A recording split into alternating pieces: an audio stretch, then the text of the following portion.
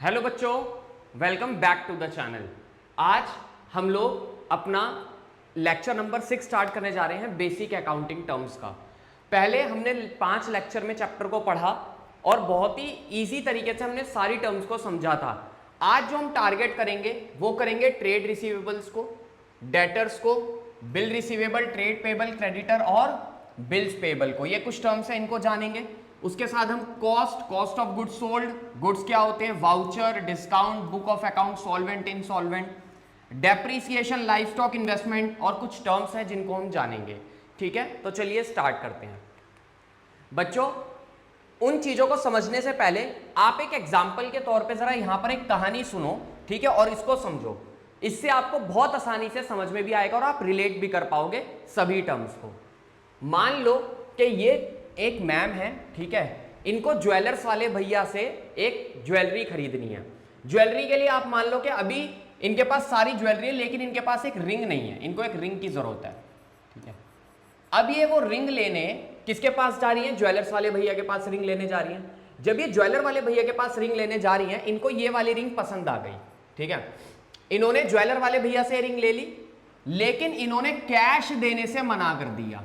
इन्होंने कहा भैया अभी मेरे पास ना कैश नहीं है, आप एक काम करो, मैं आपको इसकी पेमेंट बाद में कर दूंगी। ज्वेलर्स वाले भैया की जानकार थी। ज्वेलर वाले भैया ने बोला कोई दिक्कत नहीं है, आप एक काम करना, आप मुझे पेमेंट इसकी बाद में कर देना, चलता है इतना तो, ठीक है, आपस की जानकारी है। लेकिन ज्वेलर वाले भैया ने कहा मैडम एक काम करो, आप पेमेंट बाद में कर दोगे ना, आप कुछ मत करो, आपको ना मैं एक बिल दे देता हूं। ठीक है, मैं क्या दे रहा हूं? आपको एक बिल दे रहा हूं, ठीक है ना। उस बिल को बिल रिसीवेबल मानो, आप लोग क्या मानो? Bill receivable. इनको थोड़ा सा ट्रस्ट नहीं है, भैया ज्वेलरी है, महंगी चीज है, ठीक है ना, तो इन्होंने बोला कि मैं एक बिल रिसीवेबल बना दे रहा हूं, बिल बना दे रहा हूं, आप उस पर साइन कर दो और वो बिल मैं अपने पास रख लूंगा। ठीक है ना, और जब भी समय पूरा हो जाएगा, जो भी इस बिल में अमाउंट, टर्म एंड कंडीशन, सारी चीजें लिखी हुई हैं, वो सब इस बिल में मेंशन होती है, इतना अमाउंट है, इतनी तारीख को आप मुझे पे कर दोगे। ठीक है, जब भी समय पूरा हो जाएगा, जो भी बिल पर अमाउंट, जो भी बिल पर टाइम है, वो टाइम पूरा हो जाएगा, तो मैं भैया बिल आपके पास लेकर के आऊंगा और आप मुझे पेमेंट कर देना। अब जरा एक चीज बताओ, इन ज्वेलर वाले भैया के लिए वो मैडम क्या है? इन ज्वेलर वाले भैया के लिए ये मैडम डेटर है। कौन है? डेटर है। ठीक है, क्यों? क्योंकि ज्वेलर वाले भैया को इनसे पैसा आना है। ठीक है, अब ये मैडम जो है, इनके लिए ज्वेलर वाले भैया क्या है? इनके लिए ज्वेलर वाले भैया क्रेडिटर है। ठीक है, क्यों है इनके लिए ज्वेलर वाले भैया क्रेडिटर? क्योंकि भैया मैडम के सर पर उधार है। ठीक है, अच्छा जी, ज्वेलर्स वाले भैया के पास जो बिल है, उस बिल पर इनको पैसा रिसीव हो रहा है, तो उसे हम क्या बोल रहे हैं? Bill receivable. अब मैडम के पास वो बिल अगर आएगा तो मैडम को उस बिल पर पैसा पे करना पड़ेगा। ठीक है, तो वो क्या है आपका? Bills payable. ठीक है, एक हो गया बिल रिसीवेबल, एक हो गया बिल्स पेबल। अब मान लो कि भैया सर गए मैडम के पास, मैडम डेटर है। ठीक है, अब मैडम इस बीआर को क्या, बिल रिसीवेबल जो है, मैडम एक्सेप्ट करेंगी, हाँ भाई लाओ मैं लेती हूँ इसे, साइन वाइन कर देती हैं। ठीक है, एक्सेप्ट कर लिया कि भैया मैं आपको इसका पैसा दे दूंगी, जो भी हमारे बीच में डिसाइड हुआ है, इतने टाइम में मैं आपको पेमेंट कर दूंगी। तो ठीक है, तो डेटर ने वो बिल क्या करा? एक्सेप्ट कर लिया। अब भैया ये उस बिल को लेकर के आ गए वापस। अब बाद में क्या होगा? बाद में जब भी टाइम पूरा हो जाएगा, ये बिल लेकर के जाएंगे और डेटर इनको पैसा दे देगा।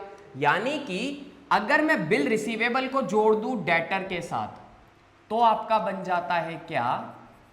ट्रेड रिसीवेबल, बस और कुछ नहीं है। और अगर मैं क्रेडिटर को जोड़ दूं बिल्स पेबल के साथ, तो आपका क्या बन जाता है?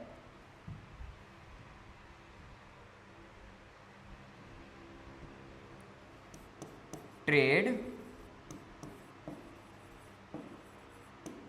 पेबल। ठीक है, यानी कि ट्रेड रिसीवेबल के अंदर आपके बिल रिसीवेबल और डेटर आ जाते हैं, ट्रेड पेबल के अंदर आपका क्रेडिटर भी आ जाता है और बिल्स पेबल भी आ जाता है। जिस बिल पे आपको पेमेंट हो रही है वो बिल पेबल, जिस बिल पे आपको पैसा रिसीव हो रहा है वो आपके लिए क्या हो जाएगा? Bill receivable. देखो, ट्रेड पेबल एक बड़ी टर्म है, ठीक है ना, एक बड़ी टर्म है जिसके अंदर बिल रिसीवेबल आ जाता है। ट्रेड रिसीवेबल एक बड़ी टर्म है जिसमें बिल रिसीवेबल आ जाता है।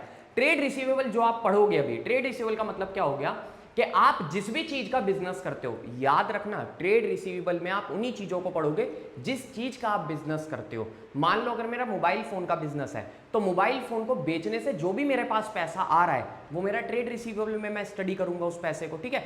लेकिन अगर मेरा मोबाइल फोन के अलावा, जैसे मान लो कि मैं मोबाइल फोन का बिजनेस है, मोबाइल फोन का बेच के पैसा आ रहा है, उसके अलावा अगर जैसे मान लो कभी मैंने अपने घर का फर्नीचर उठा करके बेच दिया और उसको जो पैसा मेरे पास आ रहा है वो मेरा ट्रेड रिसीवेबल में नहीं आएगा, क्योंकि वो फर्नीचर बेचना मेरा बिजनेस नहीं है। मेरा बिजनेस क्या है? मेरा बिजनेस है मोबाइल बेचना।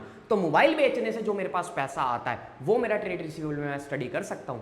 समझ में आ रहा है? जिस चीज का आप काम करते हो उसी चीज से रिलेटेड, उसी चीज को पैसा आपके पास आना चाहिए। समझ में आ गया? ठीक है। जैसे मोबाइल का काम करते हो तो मोबाइल बेच करके ही आपके पास सारा पैसा जो आ रहा है वो भी आपका ट्रेड रिसीवेबल है। मतलब जितना भी आपको कैश रिसीव हो रहा है आपके बिजनेस से रिलेटेड कैश जो रिसीव हो रहा है, मतलब वो कैश आपके पास आ रहा है जिसका आप काम करते हो, उसको सामान को बेच करके जो पैसा आ रहा है। अब देखो यहां पर ट्रेड रिसीवेबल का मतलब क्या है? ये वो अमाउंट होता है जो रिसीव होता है सेल ऑफ गुड्स और सर्विसेज से। जैसे मेरा मोबाइल का काम है तो मोबाइल को बेचने से जो मेरे पास पैसा आ रहा है वो मेरे पास क्या है? एक अमाउंट रिसीव हो रहा है, वो मैं ट्रेड रिसीवेबल में स्टडी करूंगा उसे, ठीक है ना। तो ट्रेड रिसीवेबल एक बड़ी टर्म हो जाती है जिसमें आपके डेटर भी आ जाते हैं, जिसमें आपके बिल रिसीवेबल भी आ जाते हैं। समझ में आ गया? ठीक है। सर्विसेज भी देने से पैसा आता है in the ordinary course of business. Ordinary course of business का मतलब क्या हो गया? कि वही जिस चीज का आप बिजनेस करते हो, ठीक है, जिस चीज का आप बिजनेस करते हो तो उसी चीज का सर्विस देने से, उसी का गुड्स बेचने से आपके पास जो पैसा आ रहा है। तो बस ट्रेड रिसीवेबल वही है कि जिस चीज का आप बिजनेस कर रहे हो उसके बिजनेस में जो भी सेल परचेज करने से आपके पास पैसा आ रहा है उसी को आप कह रहे हो, ठीक है। अगर देखा जाए it is amount due from the customer of the enterprise, ठीक है। यानी कि आपने सामान बेचा, ठीक है, आप जिस चीज का काम कर रहे हो उससे रिलेटेड ही आप सामान बेच रहे हो, ठीक है। जैसे मोबाइल फोन का काम कर रहा हूं तो मैं मोबाइल का ही सामान जो है मार्केट में बेच रहा हूं, ठीक है। अब अमाउंट ड्यू हो गया कस्टमर से, या तो आज दे देगा वो पैसे या आज नहीं तो कल दे देगा पैसे। अगर बीआर बन गया, बिल बन गया, ठीक है। क्यों बनाया मैंने इस बिल को? क्योंकि भाई मुझे सामने वाले कस्टमर पे थोड़ा सा भरोसा नहीं है, तो मैंने कहा कोई नहीं सर आप एक बिल बना दो, तो आज नहीं तो कल मेरे पास वो पैसा आ जाएगा। और डेटर तो आपको पता ही है, लेके गया है सामान आपसे उधार, आज नहीं तो कल आपको पैसा दे देगा। चाहे तो वो बोल दे भैया आज मेरे पास पेमेंट नहीं, आप कल तक पेमेंट ले लेना, ठीक है। Trade receivable is a sum total of debtor and bill receivable. मैंने आपको बताया ना ट्रेड रिसीवेबल क्या है? आपके बिल रिसीवेबल और डेटर का टोटल कर दो, सम टोटल ही आपका क्या है? ट्रेड रिसीवेबल है। डेटर कौन सा होता है? डेटर वो पर्सन होता है जो अमाउंट ओन करता है एंटरप्राइज का against credit sale of goods and services rendered. अगर आपने किसी को उधार पर माल बेच दिया, ठीक है, मान लो कि भाई सामने वाला व्यक्ति है वो मेरे से उधार माल लेकर के चला गया, ठीक है, या फिर मैंने उसको सर्विस दे दी, ठीक है, तो वो मेरे लिए कौन है? डेटर है, क्योंकि मुझे वो भविष्य में क्या देगा? पैसा देगा। Goods when sold to a person on credit that person is called a debtor, ठीक है। अगर आपने किसी को उधार पर माल बेच दिया तो वो पर्सन आपके लिए डेटर है, because he owes that much amount to the enterprise, क्योंकि भैया वो उस अमाउंट को ओन करता है, वो उस अमाउंट को कल को एंटरप्राइज को वापस करेगा। बिल रिसीवेबल मतलब ये बिल है ऑफ एक्सचेंज, ठीक है, जिसे कौन एक्सेप्ट करता है? जिसे डेटर एक्सेप्ट करता है। अब ये मैडम है, ये बिल को एक्सेप्ट करेंगी, बिल को एक्सेप्ट करके साइन कर देंगी और भैया बाद में ये पैसा ला करके हमें दे देंगी, हमारे पास प्रूफ हो गया। क्यों? क्योंकि मान लो कि भैया कल को ऐसा होता है कि मैडम मना कर देती है, प्रूफ तो है ना कोर्ट में जाने के लिए, एक्शन लेने के लिए, तो इसीलिए तो bill receivable accepted by a debtor the amount of which will be received on the specified date, और इस पर एक डेट है कि भैया इस तारीख को आप मुझे अमाउंट ये वापस दोगे, ठीक है, मतलब ये अमाउंट आप मुझे पे करोगे। समझ आ गया? ठीक है। कौन एक्सेप्ट कर रहा है? डेटर। और अगर मना कर दिया एक्सेप्ट करने से तो भैया उस अंगूठी को लेंगे और वापस अपनी शॉप में ला करके रख लेंगे, बस। अब बात कर लेते हैं किसकी? ट्रेड पेएबल्स की। ट्रेड पेएबल भी ऐसे ही होता है, ठीक है। इसका मतलब क्या हो गया कि बिजनेस में जिसको भी, जिस चीज का आप बिजनेस करते हो, यहां पर भी होगा ऑर्डिनरी कोर्स ऑफ बिजनेस, ठीक है। It is the amount payable for purchase of goods and services taken in the ordinary course of business. ठीक है, अब मान लो कि भैया आप जिस चीज का बिजनेस करते हो उसमें जो भी आपने गुड्स लिए हैं या जो भी आपने सर्विसेज ली हैं, ठीक है, उनके लिए आपको जो भी पैसा पे करना है वो आपके लिए ट्रेड पेएबल में आ गया। और ट्रेड पेएबल में दोनों आ जाते हैं, क्रेडिटर भी आ जाता है, बिल्स पेएबल भी आ जाता है। ठीक है,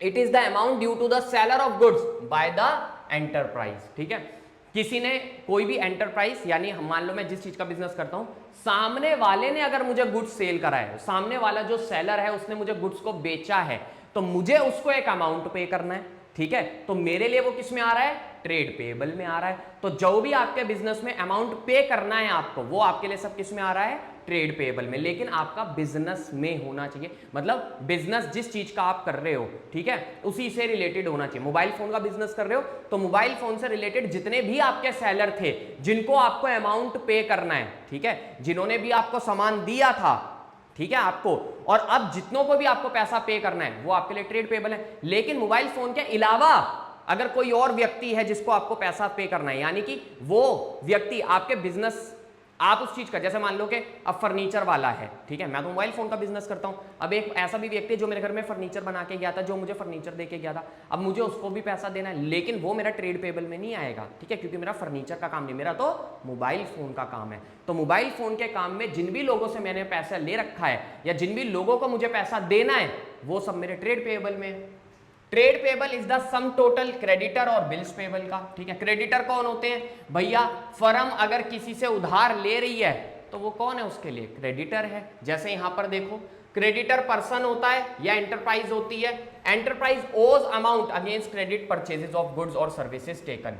अगर किसी से मैंने उधार पर सामान ले लिया, क्रेडिट में परचेज करा है, ठीक है, तो वो कौन है मेरे लिए, सामने वाला क्रेडिटर है। फॉर एग्जाम्पल, मोहन क्रेडिटर है फर्म के लिए, जब गुड्स परचेज करें हमने उससे क्रेडिट पर। मोहन नाम का एक व्यक्ति था, मैंने उससे उधार पर गुड्स खरीद लिए, तो वो मेरे लिए कौन हो गया, क्रेडिटर हो गया।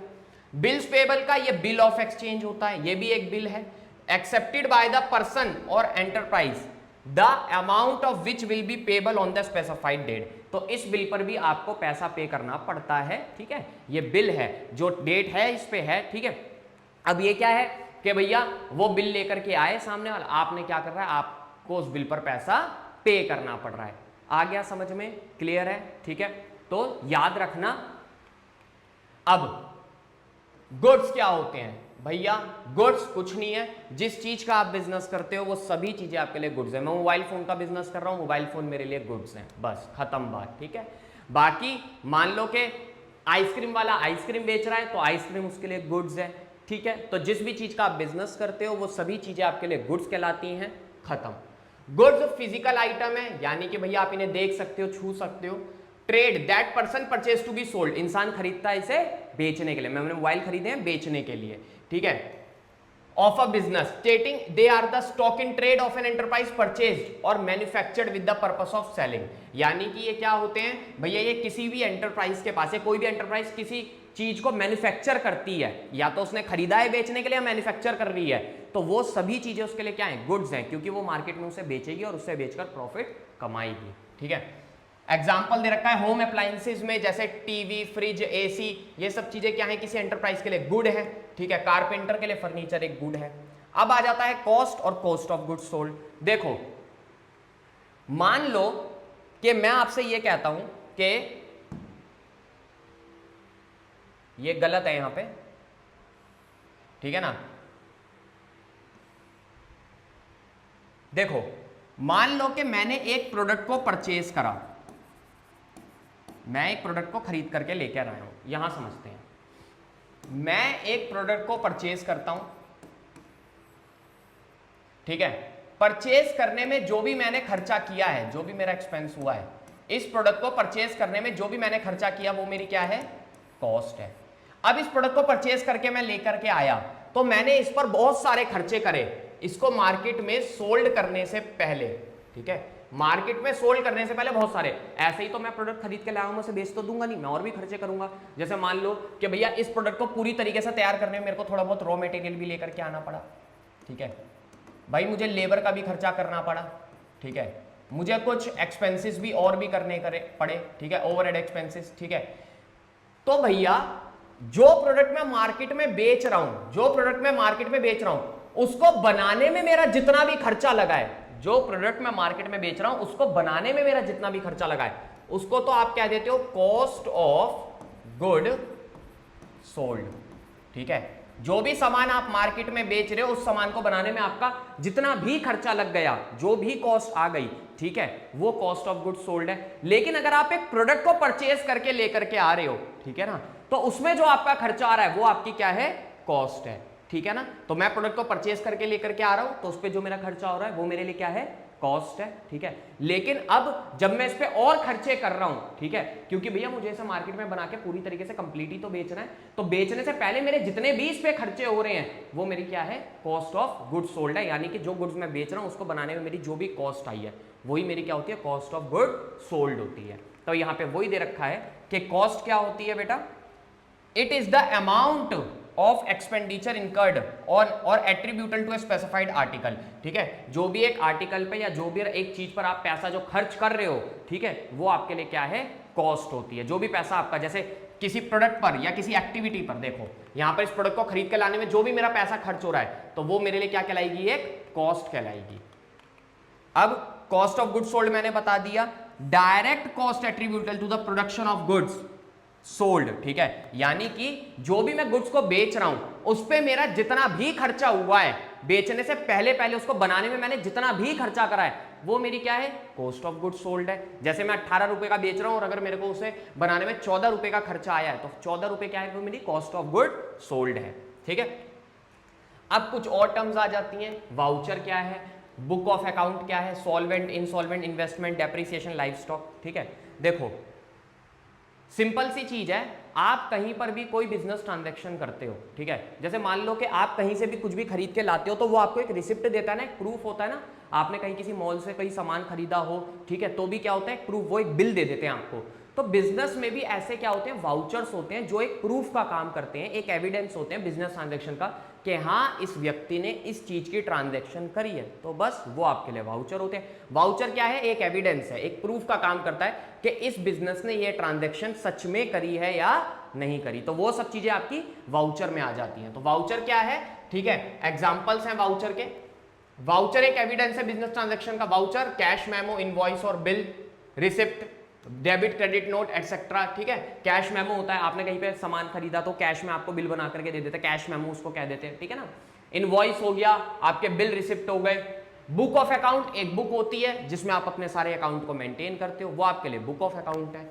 सॉल्वेंट, अगर किसी व्यक्ति ने कहा मैं अपना कर्जा देने के सक्षम हूं, वो अपना सारा कर्जा चुका सकता है, तो वो सॉल्वेंट। अगर किसी ने मना कर दिया कि भैया मैं अपना कर्जा नहीं चुका सकता, मेरी क्षमता नहीं है कि जो भी मेरे ऊपर कर्जा है मैं चुका पाऊं, वो व्यक्ति इनसॉल्वेंट हो गया। ठीक है, इन्वेस्टमेंट, इन्वेस्टमेंट वही होती है जो आप देखो, मान लो कि अगर मैं किसी शेयर में पैसा लगा रहा हूं, अगर मैं कहीं डिबेंचर्स खरीद रहा हूं, तो मैं किस पर्पज से खरीद रहा हूं कि भविष्य में मुझे इससे क्या होगा, प्रॉफिट होगा। तो अगर आप कहीं पर यह सोच करके पैसा लगा रहे हो कि भविष्य में आपको प्रॉफिट होगा फ्यूचर में, तो वो आपके लिए इन्वेस्टमेंट कहलाती है। ठीक है, पढ़ लेना आप इसको। ठीक है, share, debenture, company with the intention of earning a return. Depreciation मैंने आपको बता रखा है कि आपके जो भी गुड्स होते हैं, ठीक है, आपके जो भी असेट्स होते हैं, सॉरी, ठीक है, असेट जब आप इस्तेमाल करते हो तो साल के साथ साथ उनकी वैल्यू क्या होती है, डेप्रिशिएट। अगर इस साल 10,000 रुपए थी तो अगले साल खाली कितनी रह जाएगी, 8,000, फिर अगले साल 6,000, फिर अगले साल 4,000। ये जो उसकी वैल्यू कम हो रही है हर साल, ये क्या है, डेप्रिसिएशन है। यानी कि is a fall in the value of asset, क्योंकि यूज कर रहे हो या टाइम की वजह से, ऑब्सोलेंस ऑफ और एक्सीडेंट, तो ये एक एलोकेशन है, cost of fixed asset in each accounting year during its estimation useful life. ठीक है, तो यहां पर बस वही बता रखा है कि आपकी जो वैल्यू होती है एसेट की, वो समय के साथ, यूज करने के साथ, ठीक है, ऑब्सोलेंस और एक्सीडेंट की वजह से क्या हो जाती है, फॉल होती जाती है। ठीक है, लाइव स्टॉक, देखो कई बार आप गांवों में जाओगे ना तो आपको क्या दिखेंगे, आपने देखा होगा कि कई लोग बैलों को पाल के रखते हैं, घोड़ों को पाल के रखते हैं, वो उनके लिए एक असेट होते हैं। क्यों, क्योंकि वो उनके गुड्स को या वो उनकी सर्विसेज को प्रोड्यूस करने में उनकी हेल्प कर रहे हैं और उससे उनको पैसा भी आता है। ठीक है ना, वो उनका इस्तेमाल करते हैं, उनकी वजह से उनकी हेल्प होती है कामों में, और वो जब काम कर पाते हैं उनके साथ तभी उनका पैसा जनरेट हो पाता है, तो वो उनके लिए एक असेट होते हैं। और असेट कहाँ दिखाया जाता है, बैलेंस शीट की असेट साइड पे। तो लाइव स्टॉक कुछ डोमेस्टिक एनिमल्स होते हैं, ठीक है, जैसे कैटल, हॉर्स, ये लाइव स्टॉक होते हैं और ये हमेशा असेट साइड में दिखा जाते हैं बैलेंस शीट के, क्योंकि जो भी फार्मर है उसके लिए क्या है, उसके लिए एक असेट है, उसके लिए ये बड़े हेल्पफुल है। किसको भैया? उसके गुड्स को प्रोड्यूस करने में, उसकी सर्विसेज को प्रोड्यूस करने में। ठीक है, चलिए अब अगला देखिए। चलिए डिस्काउंट समझ लेते हैं।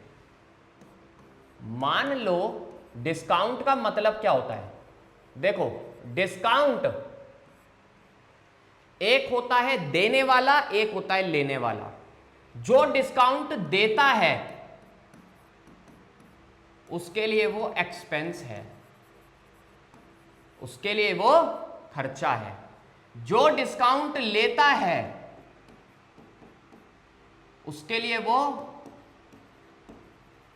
इनकम है।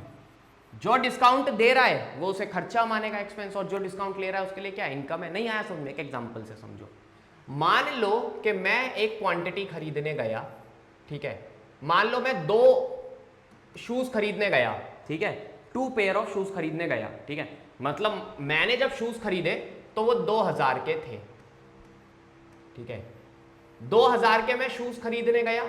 जब मैं 2000 के जूते खरीदने गया तो शॉप वाले ने मुझसे क्या कहा? शॉप वाले ने कहा सर अगर 2000 रुपए हैं, ठीक है, आप कैश में पेमेंट कर रहे हैं ना, जब आप सामान खरीद रहे हो, सामान खरीदते वक्त ऑन द स्पॉट जो आपको डिस्काउंट मिल जाए वो आपके लिए कैश डिस्काउंट है। वो आपके लिए क्या है? वो आपके लिए कैश डिस्काउंट है। नहीं समझ में आया तो ऐसा समझो, 2000 का बिल बना, मैंने कहा भाई मैं तो 1800 रुपये दूंगा। कितने दूंगा मैं? 1800 रुपये दूंगा। उसने बोला सर कोई दिक्कत नहीं है, आप 200 रुपये का डिस्काउंट है, ठीक है। मैंने बोला कि अभी तू अगर भाई देगा इन जूतों को, कैश पकड़ ले 1800 रुपये अभी के अभी भाई साहब, ठीक है, 200 रुपये नहीं दूंगा मैं, ठीक है। तो उसने बोला सर कोई दिक्कत नहीं है, मैं 200 रुपये का डिस्काउंट करके 1800 रुपये का आपका बिल बना देता हूँ। समझ में आ गया? ठीक है, बिल तो वो जाहिर सी बात है 1800 को ही बनाएगा, 2000 का तो नहीं बनाएगा, ठीक है ना। तो अब यहाँ पे मुझे 200 रुपये का क्या मिल गया? कैश डिस्काउंट मिल गया ना। At the time of payment, जब मैं पेमेंट कर रहा हूं, ठीक है, तो मुझे क्या मिल रहा है? कैश डिस्काउंट मिल रहा है। और कई बार कैश डिस्काउंट ऐसे भी हो जाता है कि जो आपका ड्यू अमाउंट है, अगर आप उसकी टाइमली पेमेंट करते हो तो भी आपको क्या मिल जाता है? कैश डिस्काउंट मिल जाता है। कई बार हमारे पास होता है ना कि सर ये आपका ड्यू अमाउंट है, अगर आप इसकी टाइमली पेमेंट करते हैं तो हम आपको क्या दे देंगे? थोड़ा सा ऑफ दे देंगे, क्योंकि आपने क्या करी है? टाइमली पेमेंट करी है। तो ड्यू अमाउंट की अगर आप टाइमली पेमेंट कर रहे हो तो भी आपको जो डिस्काउंट मिल जाए ऑन द स्पॉट, जैसे ये अमाउंट ड्यू हो गया, ठीक है, हमने क्या करा? ऑन द टाइम, ठीक है भैया, टाइम से हम इसे पे कर रहे हैं, मतलब उसी समय हम इसे अगर पे कर रहे हैं तो हमें जो डिस्काउंट मिल रहा है वो हमारे लिए कैश डिस्काउंट है। अब मान लो कि मैं शॉप की दुकान पर गया, क्वांटिटी 200 की खरीदने की, मतलब 200 जूते खरीदने चला गया। लेट से सपोज कर लेते हैं बिल बना 50,000 का। अब उसने बोला सर आप एक काम करो, मैं आपको 48,000 में जूते दे दूंगा, 200 क्वांटिटी। कितने का ऑफ मिल गया? 2000 का। तो ये 2000 रुपये क्या है? ये आपका ट्रेड डिस्काउंट है, क्योंकि भैया मैं यहाँ बल्क में सामान खरीद रहा हूँ, या ये कहो एक अच्छी खासी वैल्यू का सामान खरीद रहा हूँ। 50,000 रुपये एक गुड वैल्यू भाई शॉप वाले के लिए, तो उसने मुझे ट्रेड डिस्काउंट दे दिया। अब इसी में आप एग्जांपल ले लो, एक सब्जी वाला है, ठीक है, सब्जी वाला सब्जी बेच रहा है। अब भैया पहले तो उसने सब्जी के नारे लगाए 15 रुपए किलो, 15 रुपए किलो, 15 रुपए किलो। अब रात हो गई तो वो बोल रहा है कि भैया आप एक काम करो, 5 रुपए किलो ही ले जाओ इसे, ठीक है, 5 रुपए में सारा सामान उठा लो। देते नहीं है, एग्जाम्पल ले लो, हो सकता है कि ज्यादा ही हो, 10 हो, ठीक है। अब वो जो ये ऑफ दे रहा है, किस लिए दे रहा है? कि कैश में पेमेंट हो रही है इसलिए, बल्क में खरीद रहे हो इसलिए? नहीं, वो ये ऑफर इसलिए दे रहा है क्योंकि भाई क्वालिटी अच्छी नहीं है ना। सुबह तक तो बहुत अच्छी क्वालिटी थी सब्जी की, गर्मी नहीं थी इतनी, लेकिन पूरा दिन गर्मी में सफर करने की वजह से गर्मी इतनी ज्यादा है कि अब क्वालिटी कैसी हो गई सब्जी की? बड़ी बेकार हो गई, अच्छी नहीं है क्वालिटी। तो इसको आप बोल देते हो रिबेट। इसको आप क्या बोल देते हो? रिबेट बोल देते हो। क्या बोल देते हो मेरे भाई? रिबेट बोल देते हो। तो जब आप पैसे कम कर रहे हो, ठीक है, किसी और वजह से, ना कैश डिस्काउंट की वजह है, यहाँ पे पेमेंट हो रही है टाइमली या कुछ भी, भैया बंदा आ रहा है खरीदने के लिए, मैं भाव कम कर रहा हूँ, ऐसा कुछ भी नहीं है, ठीक है ना। ट्रेड बल्क में ऐसा भी नहीं है, मैं क्वालिटी की वजह से अगर प्राइस कम कर रहा हूँ तो वो मेरे लिए क्या कहलाती है? रिबेट कहलाती है। डिस्काउंट देने वाले के लिए वो एक्सपेंस है, लेकिन लेने वाले के लिए तो वो क्या? इनकम है। यहाँ पे मुझे तो 200 रुपये इनडायरेक्टली आ ही रहे हैं, ठीक है, इसकी जेब से तो 200 रुपये जा रहे हैं, यहाँ पे मेरे पास 2000 रुपये इनडायरेक्टली आ रहे हैं, लेकिन उसकी जेब से 2000 रुपये जा रहे हैं। अब ये जो अपने अकाउंट में नोट करेगा, क्या ये 50,000 रुपए के हिसाब से जो सेलर है, जो बेच रहा है, ठीक है, वो किस पे? 50,000 रुपए पर अपने उसमें वो करेगा एंट्री, नहीं, वो तो 48,000 की करेगा। कितने की करेगा? 48,000 की। ठीक है, चलिए अब देखिए डिस्काउंट क्या होता है?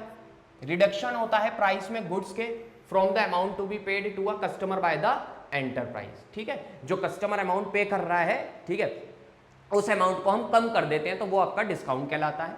डिस्काउंट जो है वो ट्रेड भी होता है, कैश भी। ट्रेड डिस्काउंट तब होता है जब भैया आप प्राइस को कम कर रहे हो, ठीक है ना। ट्रेड डिस्काउंट में आप प्राइस को कम कर रहे हैं, कौन? सेलर। क्यों भैया? जो भी परचेज कर रहा है गुड्स को, वो गुड्स खरीद रहा है एक अच्छी क्वांटिटी में या एक अच्छी वैल्यू के। ठीक है, जब 50,000 रुपए अच्छी वैल्यू थी तो मैंने प्राइस कम कर दिया। सेल रिकॉर्ड होती है हमेशा नेट वैल्यू पे, तो ये जो रिकॉर्ड करेगा कितने पे करेगा भैया? 48,000 रुपए पे अपनी सेल को रिकॉर्ड करेगा। और सेल से ट्रेड डिस्काउंट, ठीक है। सिमिलरली उसी तरह जो परचेजर होता है वो रिकॉर्ड करता है नेट वैल्यू, ठीक है, that is purchases trade discount. ठीक है ना, यानी कि जितने पे उसने परचेज करा है वो भी उतने पर ही रिकॉर्ड करता है। कैश डिस्काउंट कौन सा डिस्काउंट होता है? ये भैया टाइमली पेमेंट की वजह से हमें दिया जाता है। ठीक है, कि भैया आप पेमेंट कर रहे हो, ठीक है, आपने टाइमली पेमेंट कर दी और अभी अगर आप पेमेंट कर रहे हो तो मैं आपको कैश डिस्काउंट दे दूंगा, 200 रुपए आपके कम ले लूंगा, आप अभी पेमेंट कर दो, कोई दिक्कत नहीं है। तो ये तरीका कौन सा डिस्काउंट है? कैश डिस्काउंट है। At the time of payment अगर आपको मिल रहा है डिस्काउंट तो वो आपके लिए कैश डिस्काउंट होता है, क्योंकि आप कैश में पे कर रहे हो।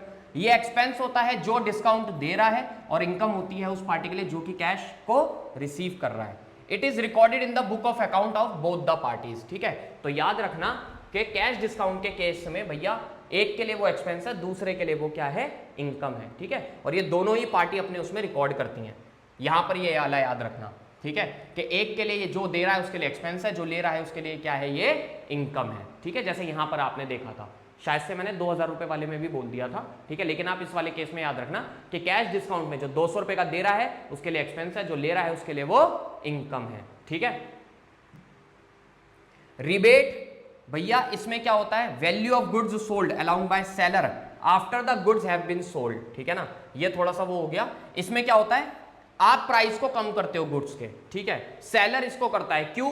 क्योंकि भैया इसका कोई भी रीजन हो सकता है, जैसे डिस्काउंट, इसका रीजन कैश डिस्काउंट और ट्रेड डिस्काउंट के अलावा रीजन है, जैसे कि फॉर एग्जांपल रिबेट दी जाती है क्योंकि पुअर क्वालिटी है गुड्स की सोल्ड जो आप कर रहे हो, ठीक है, एज पर स्पेसिफिकेशन। तो जो पैसा कम किया जा रहा है वो क्या कहलाएगा? आपका रिबेट कहलाएगा। ठीक है, याद रखना आप इस चीज को। अगला, ये आपके लिए होमवर्क है, 3 क्वेश्चन मैं आपको दे रहा हूं, ठीक है, आप इसका मेरे को कमेंट में जवाब देना। आज ये वाला चैप्टर आपका ओवर हुआ।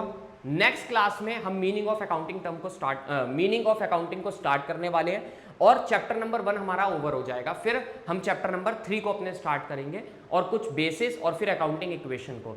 तब तक के लिए अपनी पढ़ाई अच्छे से करते रहो। मिलते हैं आपसे नेक्स्ट वीडियो में बच्चों।